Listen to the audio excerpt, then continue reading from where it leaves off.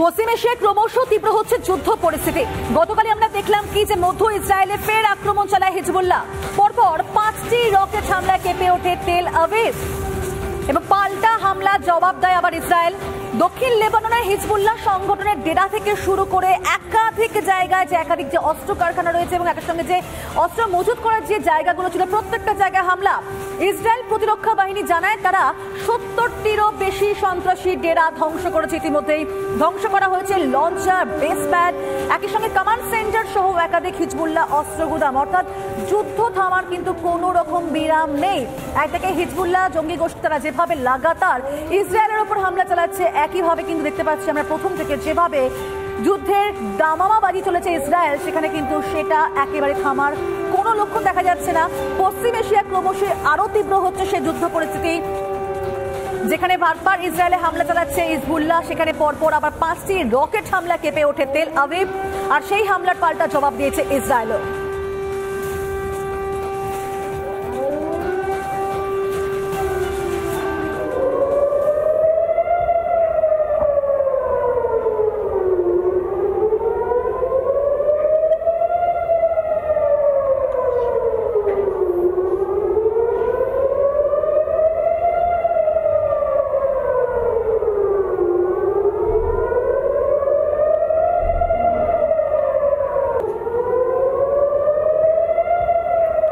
আমরা দেখলাম যে ইসরায়েল হামাস যুদ্ধে বর্ষপূর্তি হয়ে গেল এবং তারপরে 1 বছর ধরে যে চলছে যুদ্ধ, সেই যুদ্ধের কিন্তু জলগড়ি এবার মধ্যপ্রাচ্য এবং এশিয়াতেও পৌঁছে গেছে। প্রত্যেকটা জায়গায় যেভাবে হামলা চলছে, ঘন ঘন সাইরেন বাজছে এবং তার মাঝখানে দেখতে পাচ্ছি আমরা মুহুর্মুহু বোমা বর্ষণ হচ্ছে, রকেট হামলা হচ্ছে এবং এই যুদ্ধ থামার কোনো বিরাম নেই।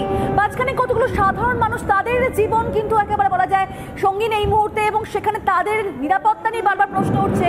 আকাশ বাতাস একেবারে ধোঁয়ায় পুরো ঢেকে গেছে, কোনো সময় যুদ্ধের বিরাম নেই, বারবার লাগাতার সাইরেন বাজছে এবং একের পর এক রকেট হামলা সেখানে ধ্বংস করা হয়েছে। ইতিমধ্যে launcher, base pad, command centre সহ একাধিক হিজবুল্লাহ অস্ত্র গুদাম। কারণ হিজবুল্লাহ যখন ইসরায়েলের উপর হামলা চালায়, পাল্টা কিন্তু সেই হামলা একেবারেই বন্ধ রাখছে না ইসরায়েল, এবং সেখানে পরপর বেশ কয়েকটা রকেট হামলা করে ইসরায়েল। পাল্টা হামলার জবাব দিয়েছে ইসরায়েল। দক্ষিণ লেবাননের হিজবুল্লাহ সংগঠনের ডেরা থেকে শুরু করে একাধিক যে সমস্ত জায়গাগুলো রয়েছে এবং সেখানে অস্ত্র কারখানা থেকে শুরু করে অস্ত্র মজুত করা যে জায়গাগুলো রয়েছে হিজবুল্লাহ জঙ্গি গোষ্ঠীর, এবং সেখানে প্রত্যেকটা জায়গা ঠিক এভাবে মুহুর্মুহু বোমা বর্ষণ, রকেট হামলা ইসরায়েলে। সেই ছবি দেখতে পাচ্ছেন, লাগাতার সেই ছবি দেখাচ্ছে রিপাবলিক বাংলা আপনাদেরকে। হামলায় কেঁপে ওঠে তেল আবিব পর্যন্ত। তবে সেখানে কিন্তু ইসরায়েল থেমে থাকেনি, সেটারও জবাব দিয়েছে ইসরায়েল, এবং সেখানে তারপর পরপর রকেট হামলা চালায় ইসরায়েল।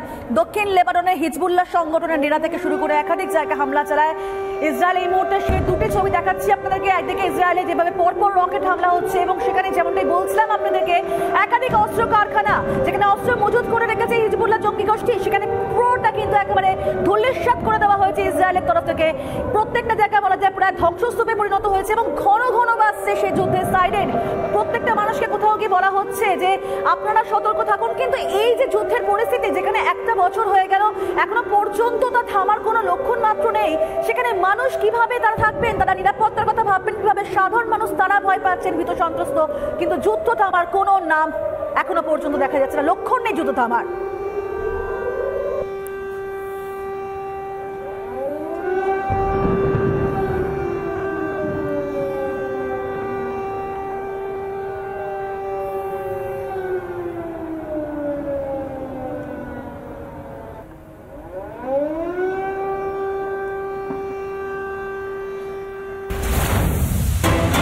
পাশাপাশি আমরা বাংলাদেশের দিকেও নজর রাখছি। আপনাদেরকে জানাবো যে বাংলাদেশে হিন্দু এবং সংখ্যালঘুদের উপর লাগাতার অত্যাচার, বাংলাদেশের ঘটনায় নিন্দায় সরব গোটা বিশ্ব, আর তারই মাঝখানে কি হচ্ছে না, পেটে বাঁচানোর নির্লজ্জ চেষ্টা বাংলাদেশের সংখ্যালঘুরা যত নিরাপত্তা পায়, পৃথিবীর কোন দেশে নাকি সংখ্যালঘুরা এত নিরাপত্তা পায় না, এমনই মন্তব্য শোনা গেল বাংলাদেশের সেনার মেজর জেনারেল আব্দুল কাইম মোল্লার মুখে।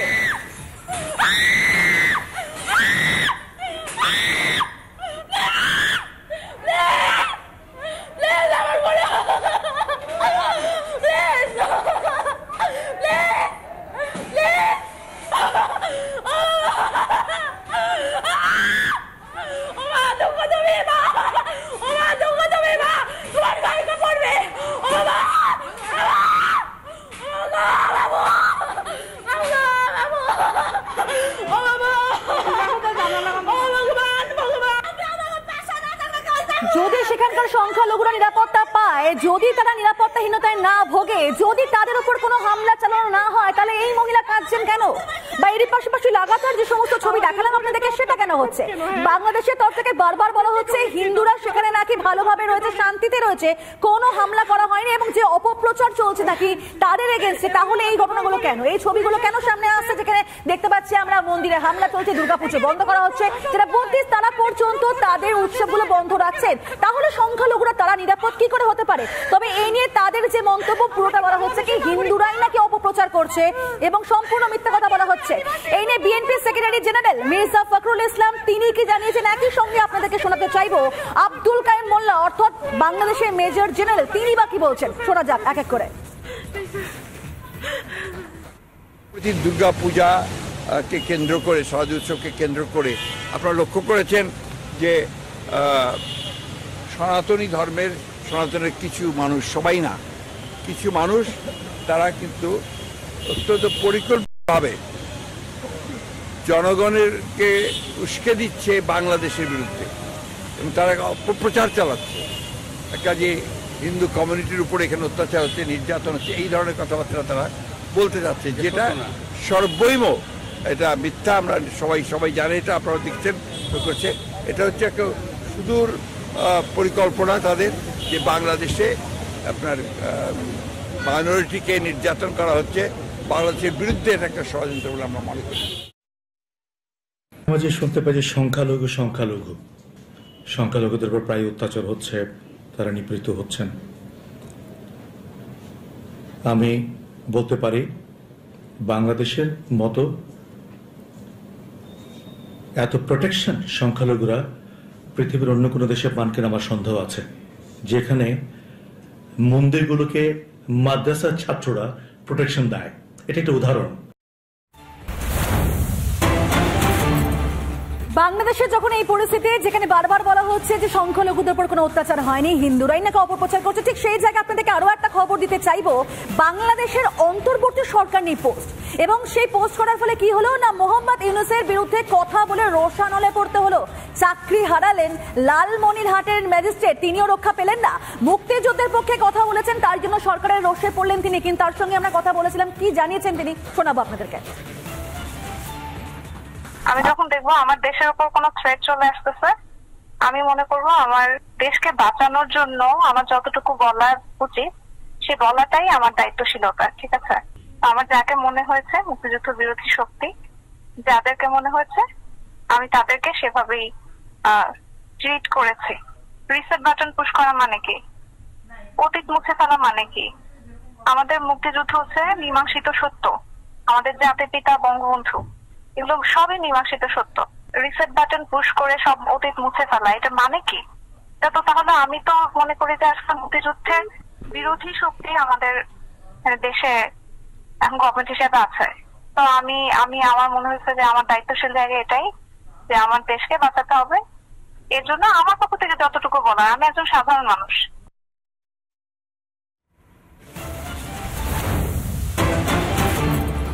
দেখছেন তো বাংলাদেশের কি অবস্থা, একেবারে টালমাটাল অবস্থা। সেখানে সংখ্যালঘুরা তারাও ঠিক নেই, এবং যারা সেখানকার অন্তর্বর্তী সরকারের এগেন্স্টে কথা বলছে তাদের অবস্থা কিন্তু অত্যন্ত শোচনীয়। আর এর মাঝে দেখা যাচ্ছে পার্বত্য চট্টগ্রামে সেখানেও নিরাপত্তাহীনতায় ভুগছেন কারা? বৌদ্ধরা। সে ছবিও দেখাচ্ছি আপনাদেরকে। সেখানে বৌদ্ধদের ওপর বারবার আক্রমণ হচ্ছে, বাধ্য হয়ে তাই বন্ধ করতে হচ্ছে বৌদ্ধদের চিবরদান উৎসব। এমনই সিদ্ধান্ত পার্বত্য চট্টগ্রাম সম্মিলিত ভিক্ষু সংঘের। আইন শৃঙ্খলা বাহিনীর সহযোগিতায় হিংসার ঘটনা ঘটছে, এমনটাই অভিযোগ করছেন তারা। এবং একটি সাংবাদিক বৈঠকে কিন্তু এমনটাই অভিযোগ করলেন ভদন্ত শ্রদ্ধালঙ্কার মহাতো অর্থাৎ পার্বত্য ভিক্ষু সংঘের সভাপতি। শুনুন। নিরাপত্তাহীনতা এবং প্রশাসনের উপর আস্থাহীনতা বোধ করছি। এরকম চরম অনিশ্চয়তা ও নিরাপত্তাহীন পরিবেশে পার্বত্য চট্টগ্রামের বৌদ্ধ সমাজ ও ভিক্ষু সংঘ আসন্ন পবিত্র ধর্মীয় উৎসব কঠিন শিবরদান অনুষ্ঠান আয়োজনের ব্যাপারে কোনো উৎসাহ বোধ করছি না। এই অবস্থায় সার্বিক পরিস্থিতি বিবেচনায় নিয়ে শ্রদ্ধাবান দায়ক দায়িকা ও পূজনীয় ভিক্ষু সংঘের মধ্যে আলোচনা ক্রমে চলতি বছর কঠিন শিবরদান অনুষ্ঠান না করার সর্বসম্মত সিদ্ধান্ত গ্রহণ করতে বাধ্য হয়েছি। সভ্যে সত্তা সুখিত ভবন্তু, জগতের সকল প্রাণী সুখী হোক।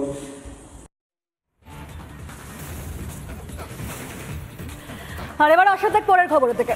মঙ্গলবার জম্মু কাশ্মীর ও হরিয়ানা ভোটের ফল প্রকাশ। উপত্যকার বুথ ফেরত সমীক্ষায় একদিকে যেমন চাঙ্গা বিজেপি, তেমনই কিন্তু হরিয়ানার অধিকাংশ বুথ ফেরত সমীক্ষার পূর্বাভাস দেখে একেবারে চনমনে অবস্থা কংগ্রেসের। এক্সিট পোলের রিপোর্ট কতটা মিলবে জানতে অপেক্ষা আর কয়েক ঘন্টা। দেখো,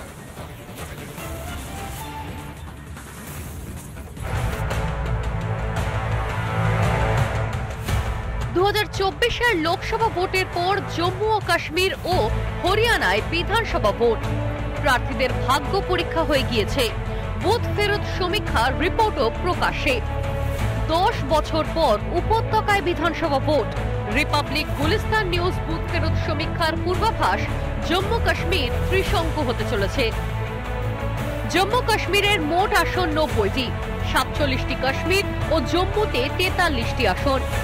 এনসি কংগ্রেস পেতে পারে 31 থেকে 36টি আসন, বিজেপি 28 থেকে 30, পিডিপি 5 থেকে 7টি, আম আদমি পার্টি 1টি, আপনি পার্টি 1 থেকে 2টি, সিপিএম 1টি, পিপলস কনফারেন্স 0 থেকে 2টি, এআইপি 1 থেকে 2টি এবং নির্দল ও অন্যান্যরা 5 থেকে 9টিতে জিততে পারে। বুথ ফেরত সমীক্ষায় স্পষ্ট ইঙ্গিত এবার হরিয়ানায় পালা বদল হতে চলেছে।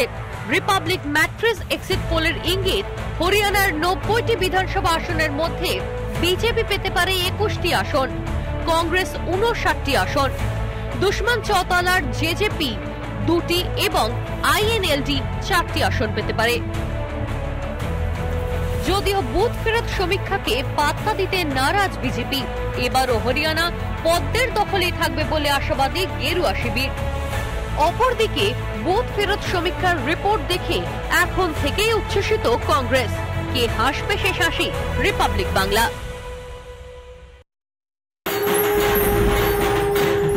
পুজোয় আড্ডা হোক, আড্ডা হলে তবেই তো মানুষের মন ভালো থাকবে। আমার প্রতিবাদের ভাষা, আমার প্রতিরোধের আগুন। এবারে আড্ডায় কোথাও ভুলতে পারছি না অভয়াকে। আমার দুর্গা ত্রিশূল ধরেছে স্বর্গে এবং মর্তে। বিদ্রোহের মধ্যেও তো ভালোবাসা জন্ম নেয়। তোকে তোকে তোকে ভালোবাসবো ও সজনী। এই আড্ডাতে না আসি তাহলে পুজো বোধহয় অসাধারণ অসাধারণ।